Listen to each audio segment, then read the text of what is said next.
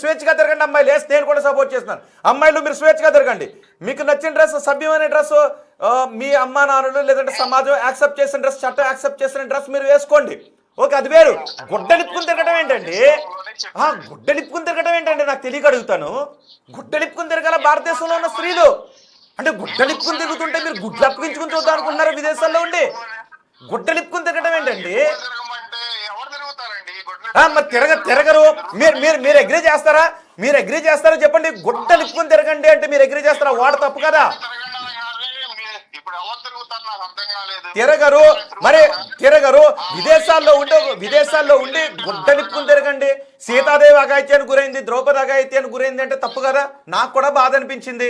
అరే ఏంటి నా దేశం ఆడపడుచు గుడ్డలు ఇప్పుకుని? స్వేచ్ఛగా ఉండండి అని చెప్పండి. స్వేచ్ఛగా ఉండండి అని చెప్పండి. గుడ్డలు ఇప్పుకుని తిరగడం ఏంటి?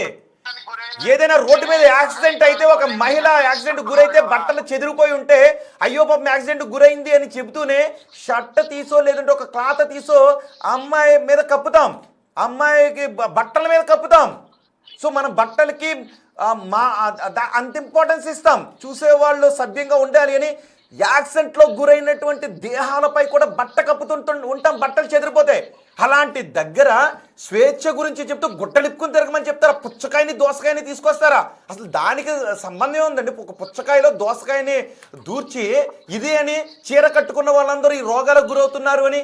నా చిన్నప్పటి నుంచి నా తల్లులు, అక్కలు, చెల్లెళ్ళు చీరలు కట్టుకుంటున్నారు. నేను చీరే కట్టుకొని మిడ్డీ వేసుకొని దీని గురించి కాదు, కానీ చీరలు కట్టిన వాళ్ళు రోగాలకు గురవుతారు అని చెప్పారు. ఏం చెప్పాలనుకున్నారు? గుడ్డలిప్పుకుని తిరగండి అని ఎలా చెప్తారు మీరు? సపోర్ట్ చేయాల్సినటువంటి అంశమా? అయ్యో ఏదో నోట్ల నుంచి దొరికింది అనుకోవాలా? దీనికి క్షమాపణ ఎలా చెప్పాలి? మళ్ళీ సమర్థించుకుంటూ ఉంటారు. స్వేచ్ఛగా ఉండండి అమ్మాయిలు, స్వేచ్ఛగా ఉండండి. మీకు నచ్చిన డ్రెస్ వేసుకుని తిరగండి. మీకు నచ్చిన డ్రెస్ వేసుకుని తిరగండి. కానీ అదే సందర్భంలో 96% మంది తల్లులు అంటూ ఉన్నారు సభ్యత అసభ్యత అనే దానికి మధ్య ఒక లైన్ ఉంటుంది.